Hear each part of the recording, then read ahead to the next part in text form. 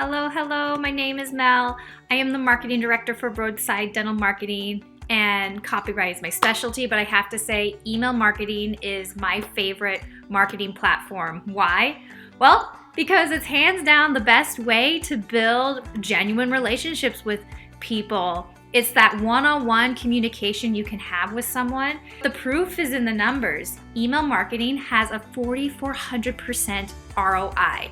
For every dollar you spend, you make $44. But many dental offices aren't harnessing the power of email marketing. They're missing out big time.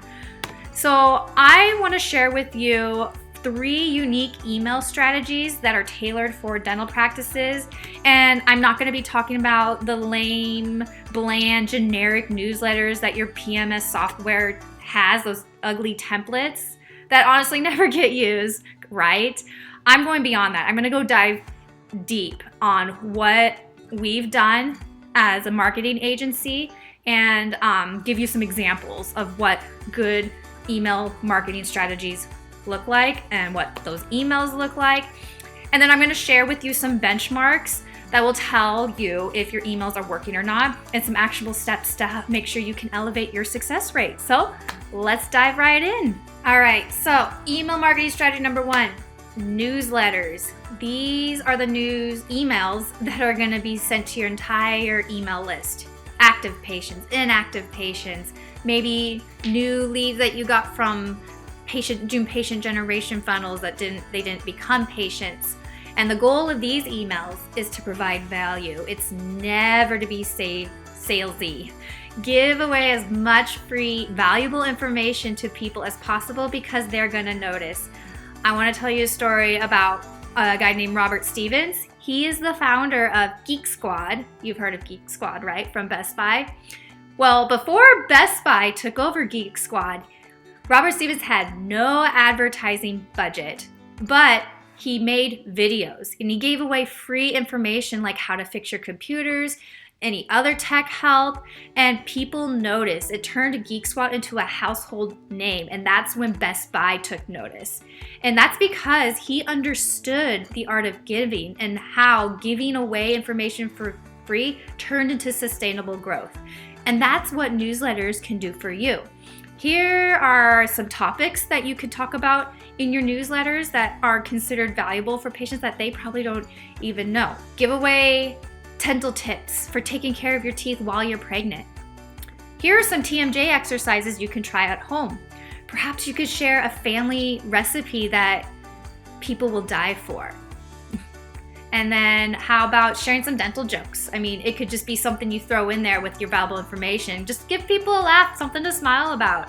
And you can throw in some general wellness tips in there too. It doesn't always have to be about dentistry. You can have videos of FAQs that you constantly hear. And so you can put those in your newsletters. Because the goal of this, again, is to provide value. It puts you top of mind. So people may not be ready to schedule their appointment with you today, but if you're giving consistent, valuable content, that builds trust and you cement your authority in their minds. And when the time comes for them to seek dental services, guess who they're going to think of? You.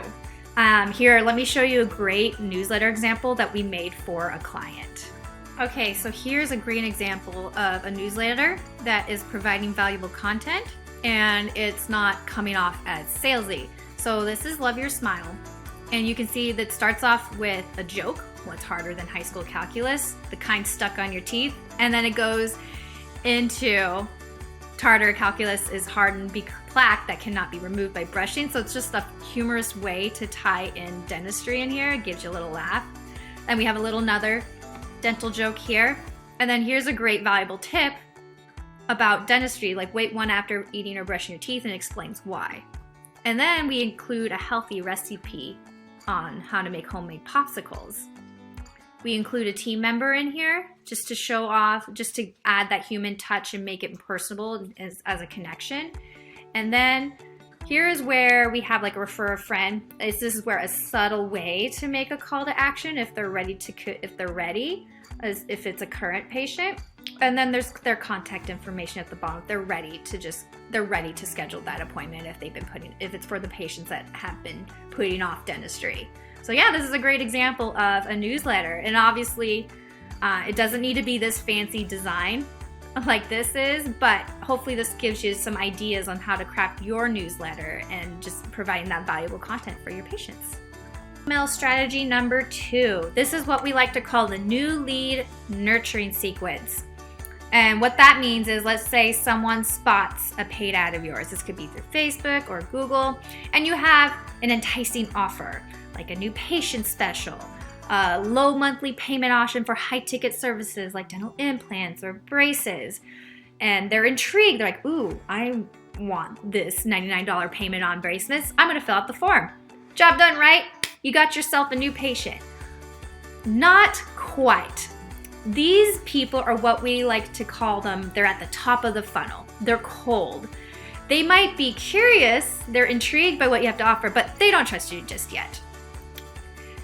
And it's kind of like taking them out at a first date and you ask them to marry you.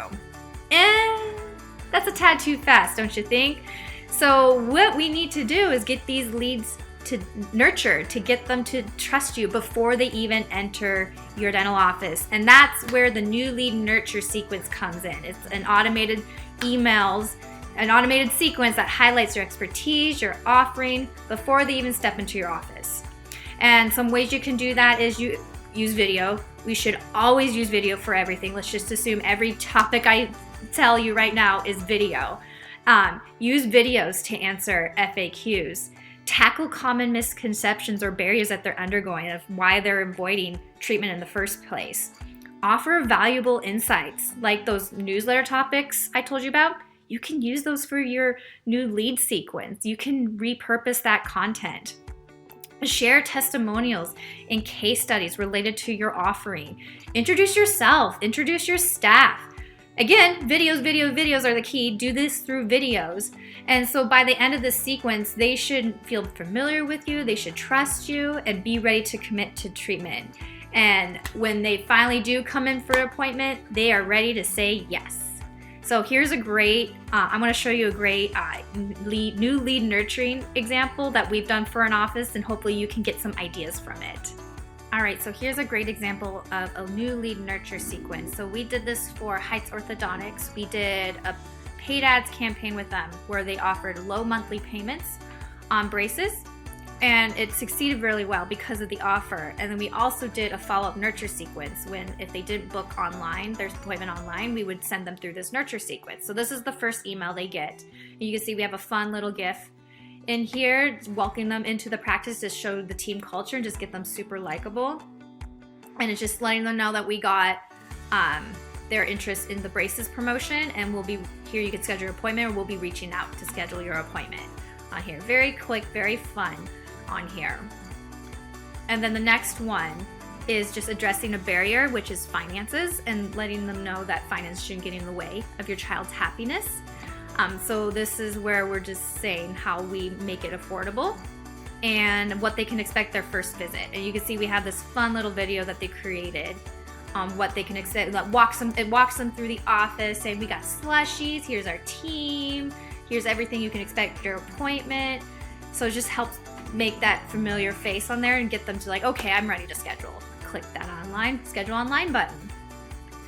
And then we send them another email that introduces them to the orthodontist and why she's legit, basically saying how she earned her orthodontics, how many cases she helped, and just gives a face for this is what who your child is going to see at their appointment on here, and call to action to get them to schedule. And all of these are not stock photos. These are all real photos, all real videos on here. So that's key. You'll notice in these emails, just putting faces, videos on here to show that you are real people. Like, it's not just a faceless business. There is people behind this. It just makes you much more likable. And then another one is addressing myths of braces. And so we address 3 common myths for braces on here. And then the final one is just answering 5 FAQs about early start braces. And this is we made it cute because it's the final. He's like, okay, we haven't heard from you about our braces promotion. So that just must mean you still have questions. And so here's some 5 FAQs that we constantly hear. So question 1, question 2, question 3, question 4, question 5, just giving them all this valuable content just to get them to say yes to treatment. And so yeah, this is what a good new lead generation sequence looks like. Another one you can add is a case study. If you get the proper permissions for HIPAA, because of HIPAA, we don't want you to get in trouble, but if you get the proper permissions from your patients to do a case study, then you should definitely do that as well. Here's the final email marketing strategy that you should be doing at your dental office, and that's the post-consultation nurture sequence. So let's say you recommend a thorough treatment exam and the patient tells you, I just need to think about it. And you're like, okay, sounds good. And then you just don't follow up.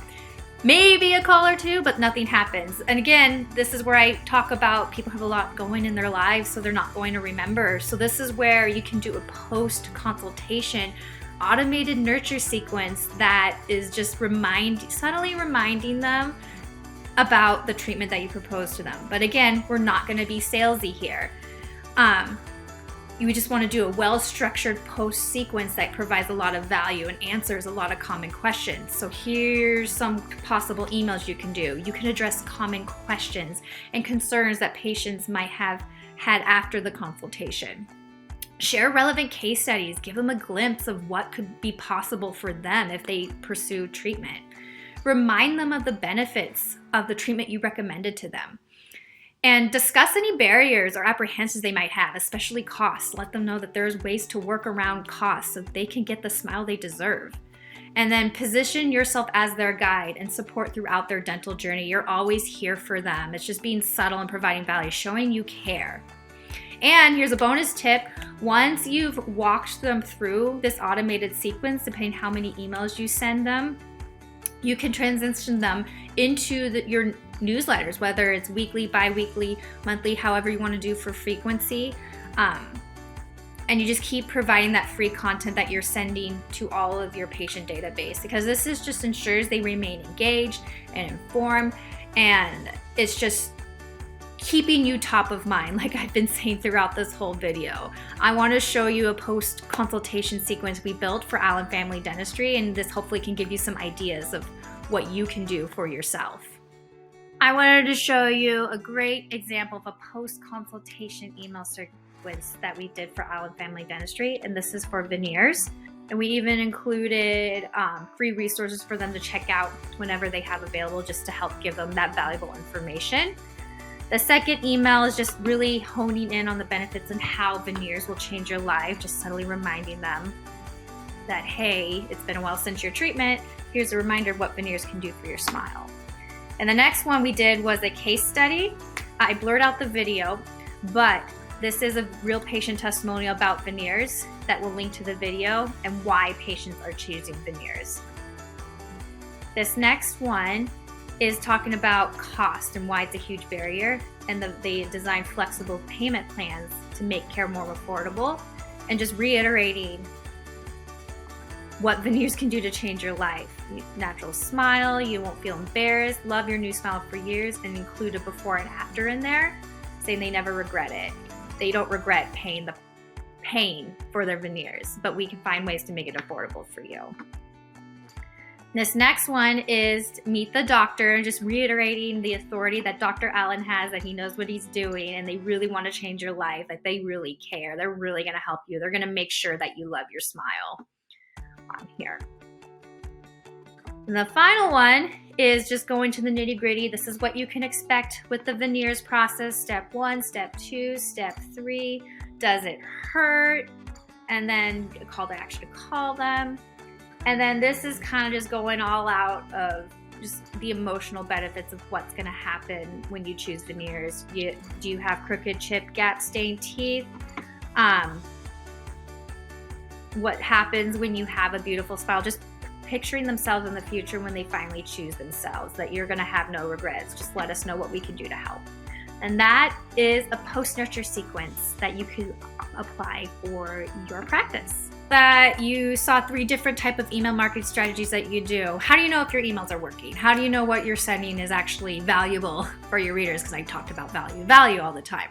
Well, there's a ton of email marketing metrics out there, but I'm going to give you 3 that I think are very important to look at, just to give you an idea of how your emails are doing, and I'll give you some steps on how to improve those metrics. Okay, so the 3 marketing metrics that you want to look at is your open rate, your click-through rate, also known as CTR, and your unsubscribe rate. So let's start with open rate. Open rate is how many people open your email. And just an FYI, not everyone is going to open your email, and that's okay. But you want to aim for a benchmark at 21.5%. And if you feel like if your benchmark is if less than 21.5% of people are opening your emails, some ways you can prove that are, the biggest one is to look at your email subject line. That's probably the number one factor. It just isn't good. And you want to keep it short, engaging. Another way is you can include their first name into the subject line for personalization. That boosts open rates all the time. And your email marketing system should have a code for you to put in the email subject that'll automatically pull the first name.